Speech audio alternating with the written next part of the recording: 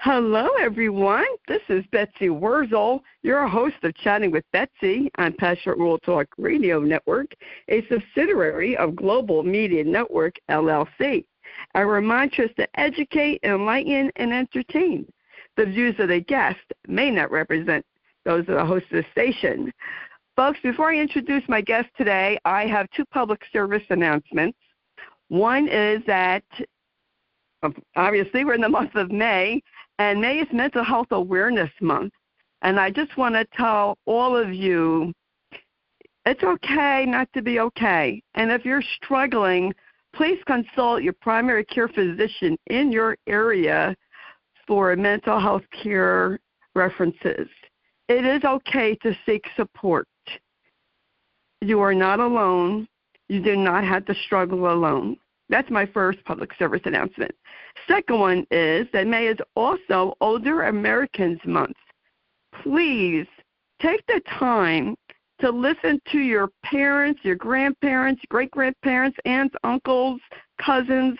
They are walking history books. Learn from them. Take the time to hear their stories. Record them. Video them. You will be forever grateful to have that when they are gone. And we need to honor our older Americans and to give them honor and respect and dignity. And those are my public service announcements. With me today is my wonderful friend, Sherri Rosen, who is owner and founder of Sherri Rosen Publicity, LLC, based in Manhattan. Sherri is multi-talented as a publicist. In my opinion, she is a master storyteller. She is author and writer of Publicity From The Trenches for published and self-published authors. Sherri did publicity for How to Satisfy a Woman Every Time and Have Her Beg for More, which went on to the New York Times bestseller list for 63 weeks and sold over 25 million copies. Today, Sherri would like to discuss the Human Library Organization.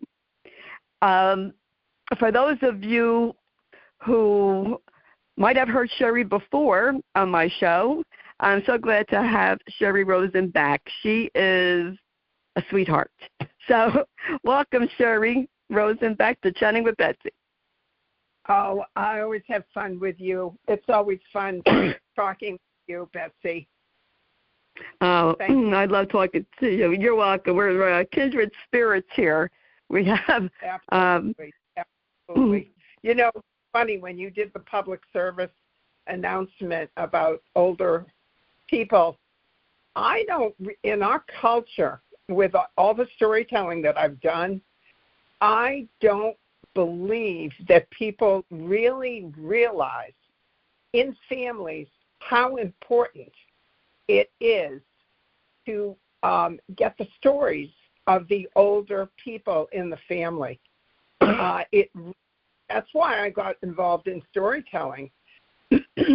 I just feel it's so important. And whenever I perform, I always tell people, hey, you can do this yourself or with each other, you know, because sometimes I perform in these retirement homes, and I kind of show them how they can do it themselves. But it's really interesting to see how many people are kind of asleep in families when it comes to recording the elders in the family. Anyway, I won't go on this because we're going to talk about the human library, but it's just, I wanted to put that in there. It's important. Well, it is. You know what, Sherri, we are all human libraries, if you think about it. We all have stories, and I just want to say, like in recording people, I just did an interview last month with Darren Evans, who is the founder of AfterCloud, which is a digital technology company that is an app, and folks, you could go look at my shows, which you can record people. And it's a wonderful, wonderful app, and I have all my grandmother's stories in my head, but back then we didn't have the technology to record. I wish we did. Yeah. Excuse me. It's really interesting what drew me to the human library. First of all, I did it online, and because I did it online, it's online, right? It's also in person. I'm going to be doing a in-person in Park Slope, Brooklyn in 2 weeks. It'll be the first time. But online, the difference is you're talking to people from all over the world. So it's pretty amazing to, and you have a topic. There are readers and there are books. And at first I started out being a reader, just listening to the different topics that people would talk about on the human library. And then I decided to become a book where I actually would just say a few words about what my topic is and then open it up to the questions from people from all over the world.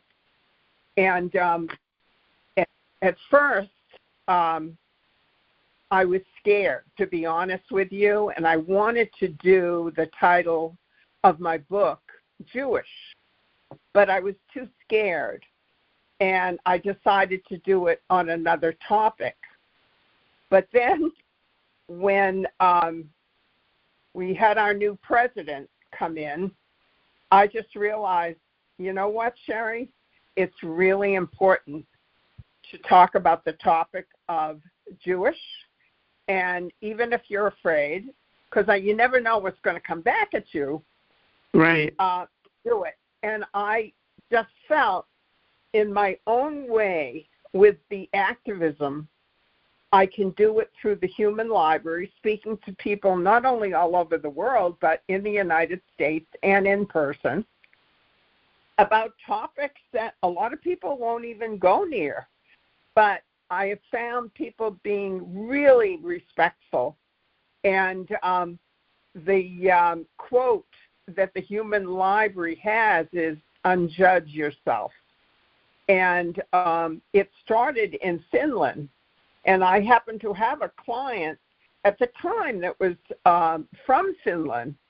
And I don't know if it was just fate, but I happened to see this human library that started in Finland, and I inquired, and one thing led to another, and I went through the training. And so now, just a couple of weeks ago, I did a topic online. I was a book, and it was Jewish. And I was really gratified because everybody was so respectful. There was nothing scary about it. There was no scary remarks. Nobody was nasty or said anti-Semitic remarks to me. So I was so glad that I was brave enough to do it. And I felt this is another way and a powerful way of connecting to each other through this human library, which connection, as you can probably tell. What? Yes, that's very important. I'm not really familiar with the human library. I did go online, to look at it briefly, but I'll have to go and look for you. I want to look at your topic. I don't even know if they record it. It's private. It really, they want to keep safe. They want to keep people safe, and I don't know if they record it. I don't know if the website says they record it, but I think their prime thing is, and they have librarians too, that if you run into trouble either in person or online, they will help you out, because sometimes you run into problems. But I'm not sure if they record these talks, because you just I really say a few words because I want to hear from other people. I don't want to keep talking. I want to hear feedback from other people and their questions. That to me is more important.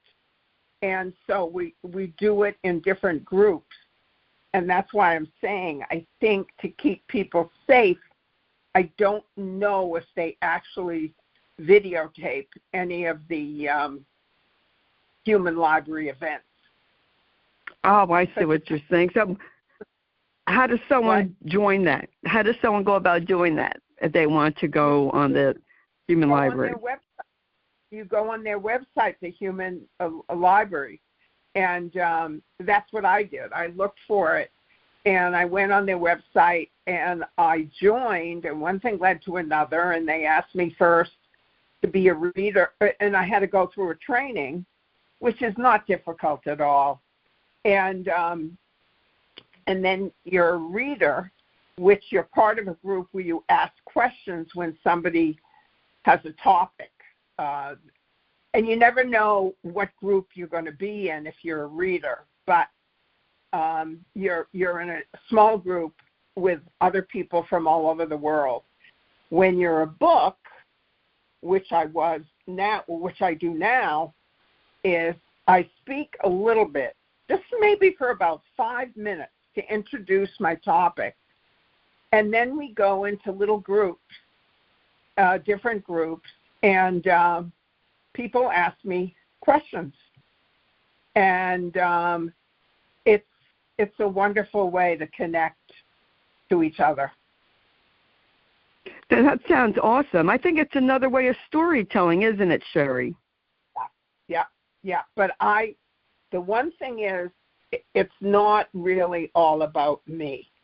In storytelling, when I perform, the story could go on for about 7, 10, 20 minutes. With the human library, it's more about the reader. I give them, I tell them what my book is about, just briefly, and then we want to hear the questions that arise in the different groups that I'm in. And the last time I was with people from Scotland, from the United Kingdom, from India, from Finland, some from the USA. So it's really, it's quite amazing. It sounds amazing. It sounds like a great way to connect with people. You just, give your topic, and the readers, the people in the group, ask you questions. Yeah. That is, it's a give and take. Yeah. Type form. And there may be a question that somebody gives me that I don't want to answer.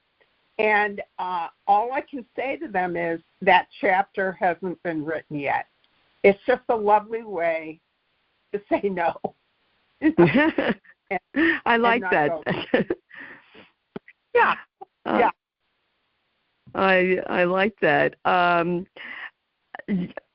guess you're very fortunate that you didn't receive anti-Semitic remarks. I see people all over social media complaining that they do receive anti-Semitic remarks on their comments of whatever they're posting. I'm very careful on social media. It's like the wild, wild west. This I knew was very different. It's protected as much as they can protect you.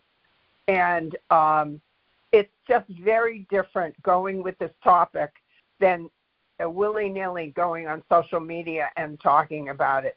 Then you're going to get it from all different sides. And when people can hide and say nasty things, it's not for me. That's why I joined Human Library. I felt this is as safe as they can be, supportive way that I can be an activist in a semi-protected environment. But I would never, myself personally, would never put it out there on social media. Sometimes I'll say something, but it's too much of a target. Too much. Yeah, yes. Just hiding. And it's so amazing when you can't see them. When people can hide, they can say the most terrible things, the most terrible things.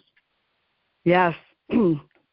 Yes, that is for sure. I call them keyboard bullies. That's what I call them. Yeah. So I just made the decision that, and then as I said, I'm going to be doing a human library in person, my first in-person one in Park Slope, Brooklyn, in a couple of weeks. And I have no idea what the experience is like, but again, I feel as though in some way it's much safer than posting anything on social media about the topic. I would think. Yes. Yeah.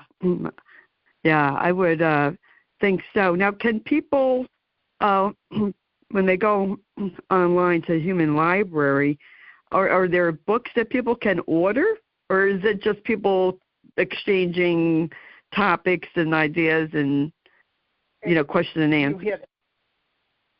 It's no real books. It's your story. There could be somebody that's talking about being trans. There could be somebody talking about being gay. There could be somebody talking about alcoholism. All these different topics, that most people don't talk about in person. And they share their experience of what they've gone through, good, bad, or indifferent. And that's the book. My topic is the book. And the group that I'm talking about, they're the readers that will ask the questions from the intro that I do in the beginning to the group. That sounds really interesting, Sherri. I'm going to have to look into that because, and I encourage the audience to look into that because sometimes we're not comfortable going up in front of a group or on our own social media page. I know I'm very careful what I write. I don't like confrontation, and I won't tolerate people being bullied or myself being bullied. And nowadays, people think they hide behind the keyboard. They wouldn't say these things, or maybe they would, who knows now, to complete strangers, yet they feel they can on social media. Yeah. And it just isn't right. It's like the Wild Wild West on social media. It really is. So, if you put stuff out there, you got to be prepared that you don't know what you're going to get back. Whereas that's true. The human library, whether the human library is a little more protective. That's why I wanted to get involved in it. I like that. I like that idea. And, folks, I don't know about you, but I'm going to check it out. I really am, because I could talk about caregiving. I could talk about a lot of topics. And too, in this age where so many people are disconnected and so much turmoil in our country, I think it's a wonderful way to reconnect with humans, not only in our country, but all over the world. And this organization gives us that opportunity. And that's it's a relatively safe environment, too, which is important. Very important. Isn't that amazing, Sherri? I was talking about this to a guest a while back. We're so connected with our devices, and yet on a human level, we're more disconnected than ever before. Yeah. Because it used to be you picked up the phone and we spoke to each other. And now people think I'm crazy that I still, even with my publicity, if there's a phone number that I can pitch a producer, I'm going to call. Because to me, there's nothing better than a conversation with a human. To actually hear each other's voice. But, I agree. it was so different when I first started out in book publicity because it was always, there was no, internet. So it was all phone. So you connected with I connected with so many different people, but that's why we've gotten away from it big time. That's why I was so drawn to this human library organization. I thought, what a great idea, especially now. I think it's fantastic. I do too. I feel like, Sherri, I feel like we need to bring our humanity back, because everyone, and I don't care where you live, what ethnic background you're from, we all want the same things. We want to live in peace, be respected, and be treated with dignity. Everybody wants that. So why can't we do it? Because, unfortunately, a lot of people that feel that way. I hate to say it, but that's the truth. But that's why I'm drawn to the organizations that I feel safe with, like the Human Library. I don't do this a lot, but when I saw this Human Library, I just felt this is a wonderful idea. It gives me an opportunity to speak to people all over the world within an hour, and the librarians are there to help you if there's a problem. So it's just a wonderful way. Yeah, it's just a wonderful way to communicate. And are they a nonprofit, Sherri? Yeah. Absolutely. Yeah. So I've been part of it, I think, 1 year, 2 years, I think. Yeah, about 2 years. But I remember I was so scared at first becoming a book, and I didn't want to have the topic of Jewish. And so I allowed myself to be scared, and I allowed to talk about another topic.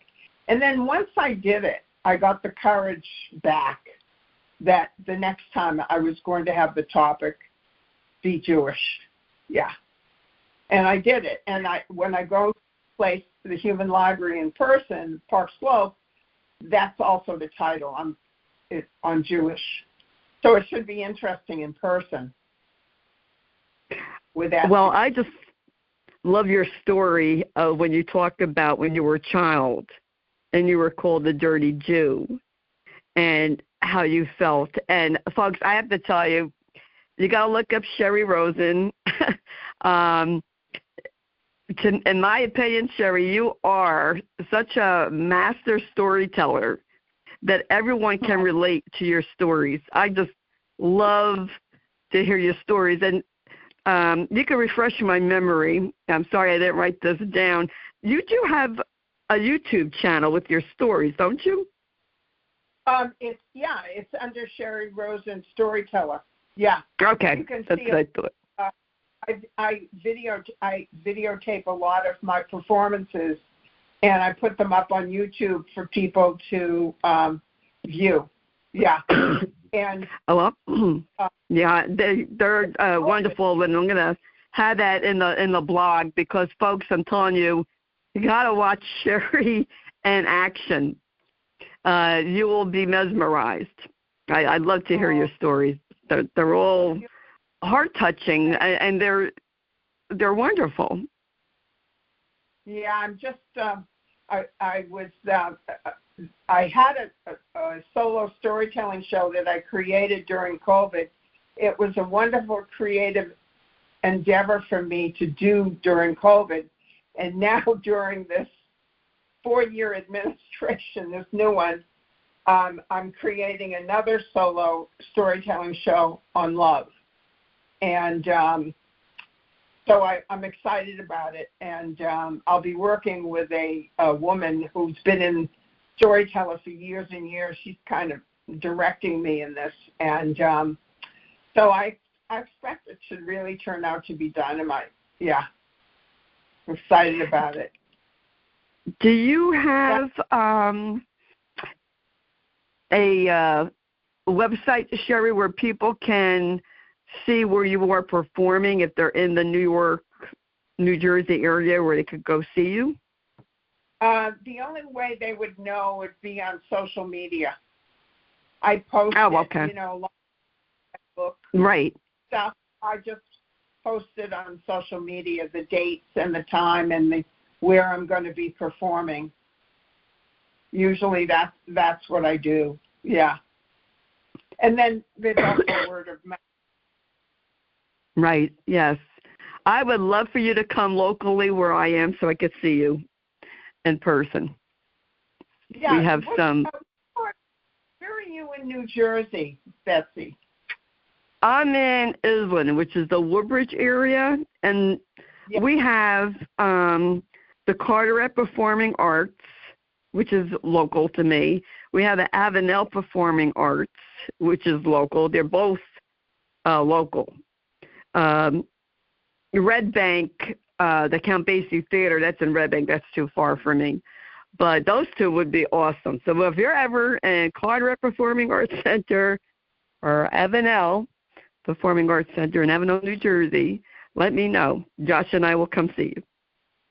Yeah, and also there's a storyteller a friend of mine that you interviewed, Stuart Ginsburg.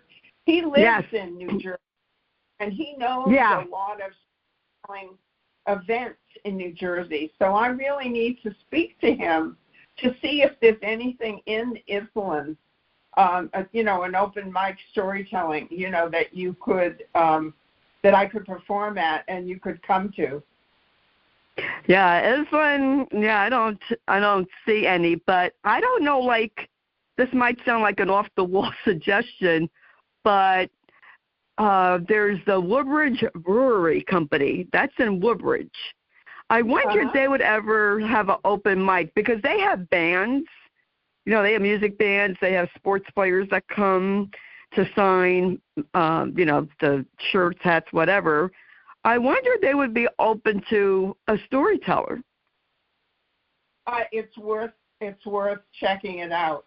Absolutely. But again, too, I learned with storytelling, if I'm performing at a place with drinking, there's a competition there. And so my stories have to be completely different if there's drinking. I got you, yeah. The hard way, but I've found I have the worst story that I could possibly tell, and I didn't realize that I was going to be performing in a place that had a bar and people would be drinking. This story was the worst choice I could make. But you know what? By falling flat on my face, that's how I learned too. So I really learned that where I'm performing, make sure if there's drinks, that there's kind of a story that will really perk people up and they'll want to listen. Because you're competing against booze. And, you know, it's hard. It's hard. Yeah, so people get a little rowdy when they drink, don't they? And they, to listen, so to have a sad story, I don't think so. It's got to be, I've got a couple of outrageous stories that I think would go over great in a place like that. I know that from experience. But the only way I know this is by just doing it. Like when I performed in the retirement communities, it's completely different. I've learned that I hang out ahead of time. I introduce myself. I find out their names. It's very, very informal. And then I go into the story, and I go into how they can do it themselves with each other. So it's just, it's learned by doing. The more practice, the better I become. That's very true. Sherri, people, and I interview many different types of people, from all walks of life. And successful people, I've come to find out, they're not afraid of trying, because if they make a mistake, they don't think of it as failing. They think of it as learning from that experience, learn from that so they could be better the next time and improve the next time. Because failing is not even trying. That's how I look at it. If you want to do something, you want to try it, but you're afraid of failing, folks, don't be afraid of failing. Look at it as you're going to learn from your mistakes, like we all do. We all learn from our mistakes, and just keep going forward. And that takes a lot of, to me, being brave, Sherri, to go out in front of an audience and do a story. Public speaking, that is, I think that's very brave, because you're going in, probably I'd call it going in cold if you don't know your audience. I mean, do you know your audience sometimes? Oh, well, that's why I said through experience, I know now different audience what works and what doesn't. But that you only get by exposing myself to different audiences and falling flat on my face and understanding, oh, I get it. I should never have done this story. I should have done something else, and now I'll know for the next time. Yeah, that's how you actually, as much as I hate to fall flat on my face, as much as I hate to make mistakes, boy, sometimes I learn big time by just falling flat on my face. And it's not, nothing is easy that you want. It just isn't, nothing. You just have to, I just have to work at it. It just doesn't come. But I know that telling a story or storytelling, that's my home. I feel more at home on stage telling these stories than I can't, because many of them I can't tell on a one-to-one basis because most people don't want to go that deep. I go very deep with my stories. They don't want to go. I'm respectful of that. I get that. So you have to, so when I perform in front of people, they can make the decision, you know what, even with the human library, okay, I'm going to go along with her, or you know what, I don't want any part of this. I think I'll go to sleep. That's, nobody's actually singled out. Whereas in a one-to-one conversation, that's a whole different story. But in storytelling, you're not singling anybody out, so the audience can make the decision. And I've had, I was at this retirement home, did a really serious story, and I saw one woman go to sleep. And afterwards, I was talking to her, and she said, Sherri, she apologized. She said to me, I fell asleep. She said, because I went through the same thing, and it was so painful that I had to disconnect. And I got it. I totally understood. It didn't take it personally. That's what she had to do to take care of herself. Mm-hmm. Yes, we give the information, we give the story out, but you never know how someone's going to respond. And actually, we're not responsible for how they respond, right? No. But it's just knowing your audience. That's really an important, that's a skill.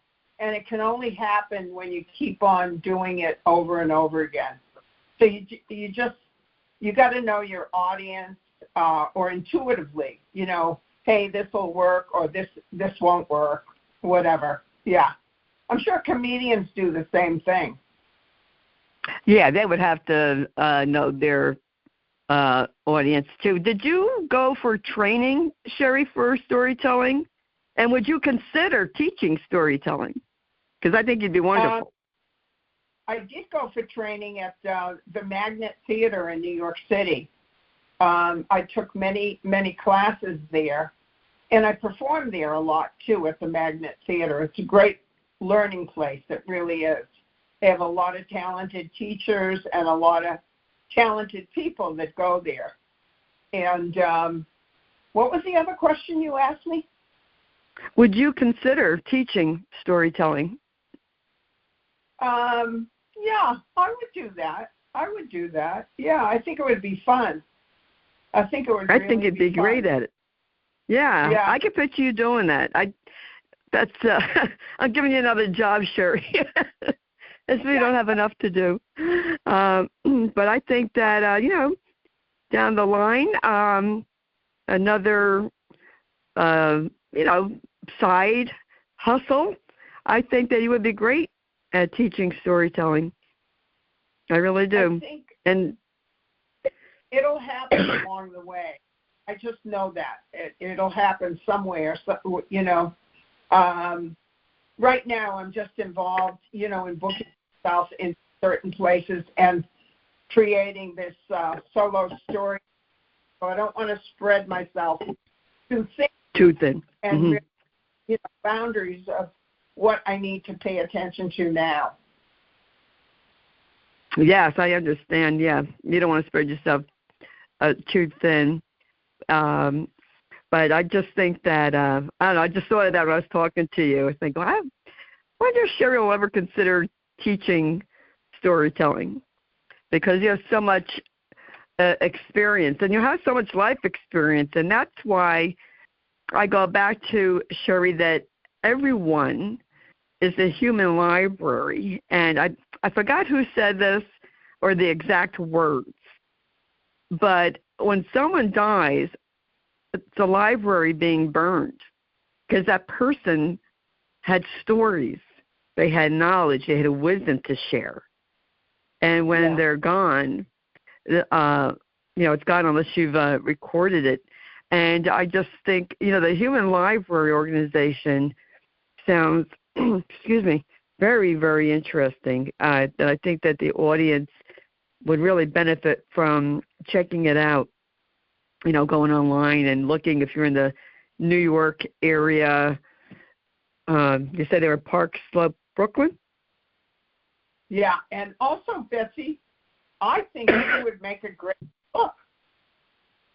You've got so much interesting information to talk about. Caregiving, Alzheimer's.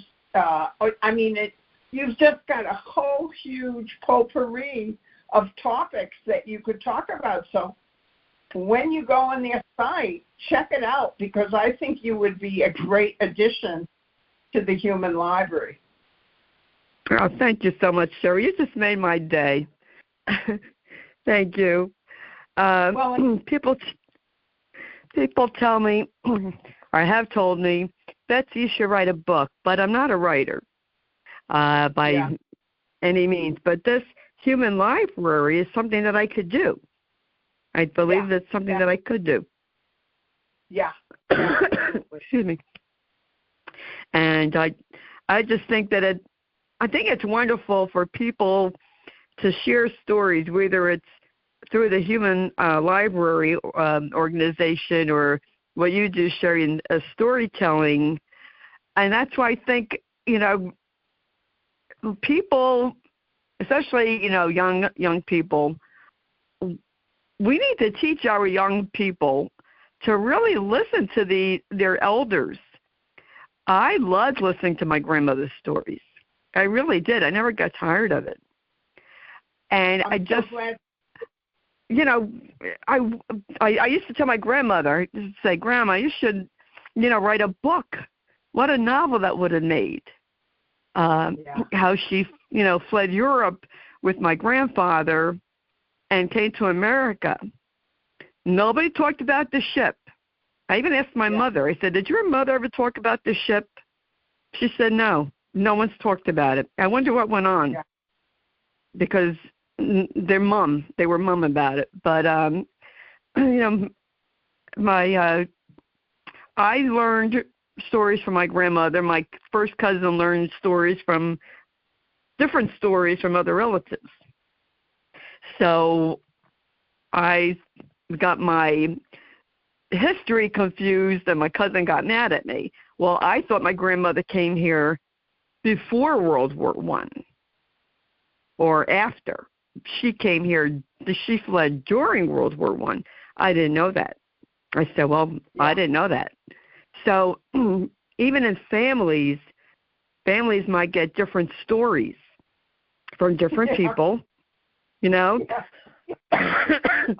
And it's like, you know. What you said is so true, because a family can hear the same story, and each one in the family can say to you, that never happened. It happened this way, or it happened that way. Everybody's got their own point of view in families. I had this happen to me. I told a story, and all of a sudden my son said to me, no, Ma, that's not what happened. And then he tells me his point of view. So it was wonderful. So I added it, you know, rather than saying, oh, no, forget about it. I added it, and I said, you know, it just makes the story flourish, because everybody's got different points of view in the family. Yes, absolutely. You've shared an experience. Somebody says, no, it didn't happen that way. It happened this way.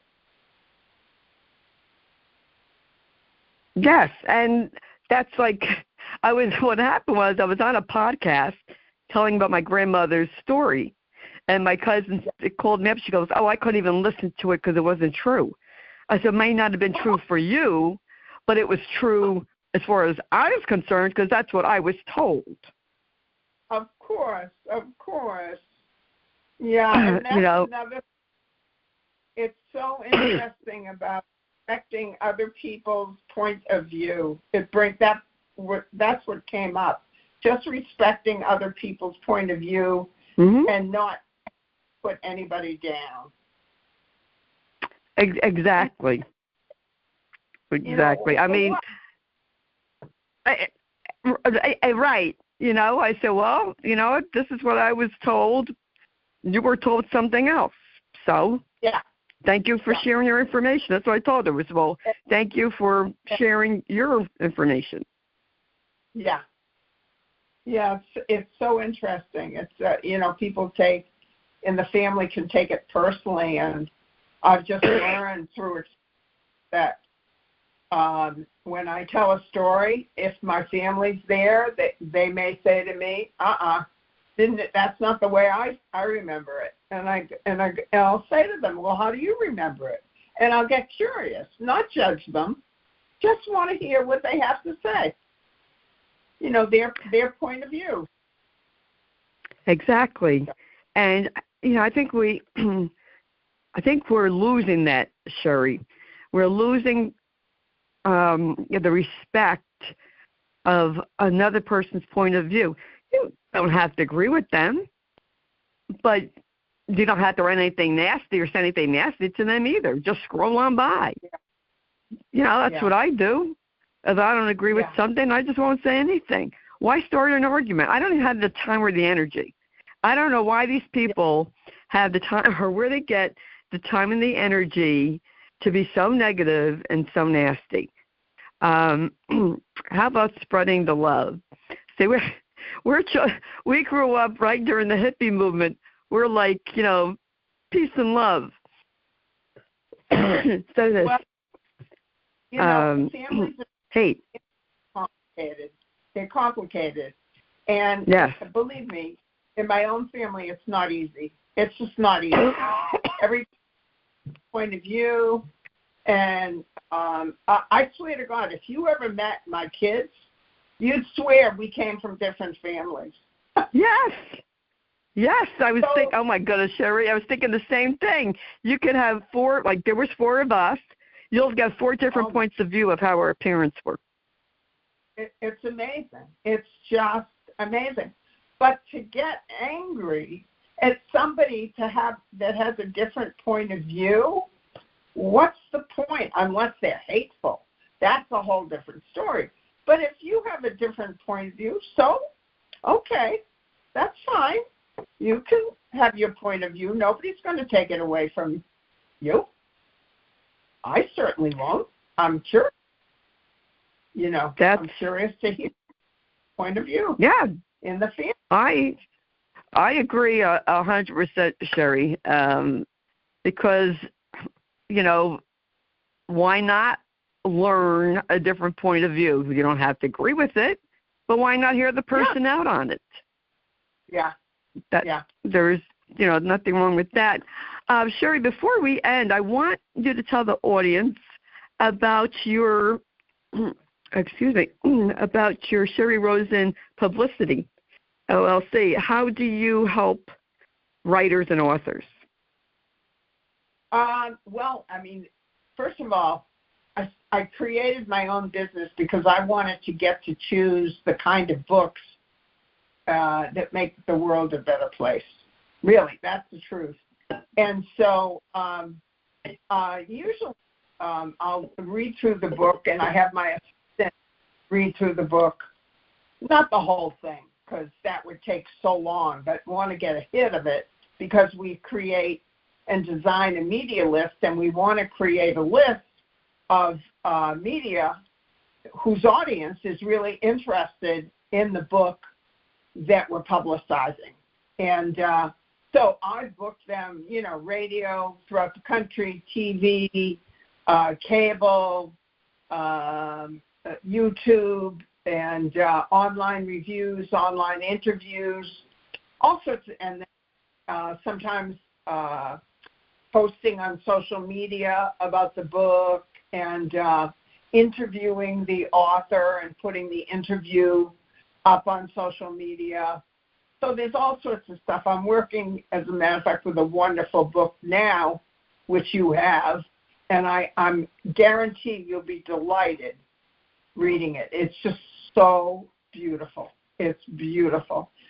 Perfect book for now. It sounds great, and I believe, this might sound woo-woo to the audience, but I truly do believe that my husband, Matt, from heaven, sends me people. And when you told me about the book, Uplift by Jessica Mann, about birds and nature, immediately I knew that's Matt. Matt loved birds. I got to read this book. I got to read the book, and I have to interview this woman. Yeah. That's so sweet. So sweet. And I'm telling you, when I started to read it, I was having a really hard time personally. I started to cry. It was so beautiful.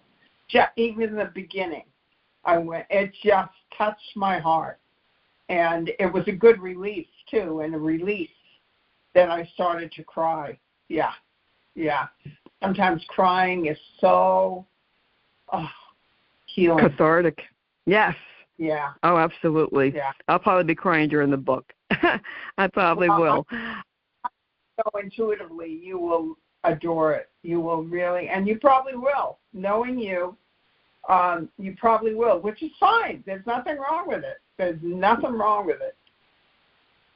That's true. I've many books, and I read many books for this show, as you know, Sherri. I have cried at reading books, laugh. I like a book. I love a book that can make me feel all these emotions. That's when you know it's a heart-touching book. It grabs you. Yeah.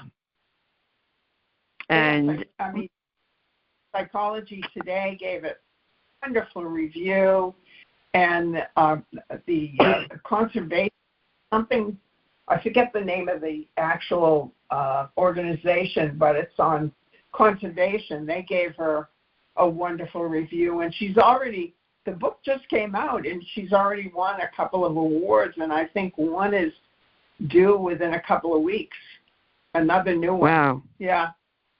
So she'll probably talk to you about it when you interview her in the fall. Wow, that is incredible. Sometimes, Sherri, I could tell when I talk to an author who's going to be successful by their passion that they show for their work, for their book. And I could, just could tell. And, I love that you want to introduce books to the world that help make the world a better place. I love that. And that's what I love about you. You just are so down to earth and thoughtful and want to make this world a better place. And you do that. You do that by your publicity work. You do that by your storytelling. And I always enjoy talking to you. You are truly a treasure to talk to. Well, you and I have a mutual love affair. We both love each other, that's for sure. Yes. I love you. I'm not going to put words in your mouth. I love you. You're wonderful, and you're doing a great service for so many people that must, when they go through certain things, feel so alone. So your program, I'm sure, helps so many people and to feeling that they're not alone. Well, thank you, Sherri. And I truly love you. You are a gem. And, folks, I'll tell you, if you ever get a chance to see Sherri in person, go. If you can't, the YouTube link will be in the blog. I highly recommend you listening to Sherri Rosen's storytelling because it will touch your heart. It really will. The stories are relatable no matter where you are in the world or who you are. It's for all. And I want to thank you, Sherri, for coming on today and telling us about the Human Library Organization, which the link will be in the blog.